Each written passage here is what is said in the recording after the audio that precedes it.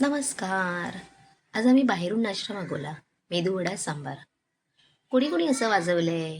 सांगा पाहू. आमच्या जेवणाला सुरुवात झाली.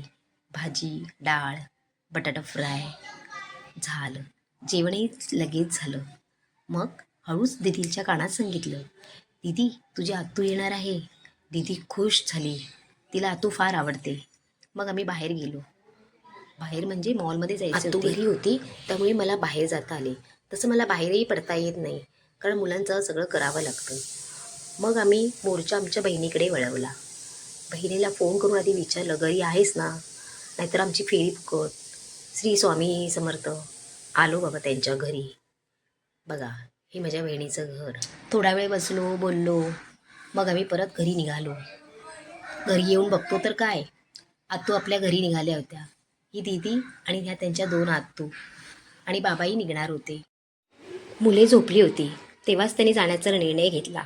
कारण जागी असती तर ते खूप रडतात. त्यांना तिकडे जायचं असतं. ही बघा, झोपली. खोकला आला म्हणून उठली. उठते बघते तर काय, बाबाही नाही, आत्तूही नाही. मग अथर्वने रडायलाच सुरुवात केली. त्याला थोडं शांत केलं. त्याला म्हटलं आपण काहीतरी खाऊन घेऊया. मग खाऊ दिल्यावर स्वारी खुश. ढोकळा आणि आईस्क्रीम असा गेला आमचा आजचा दिवस.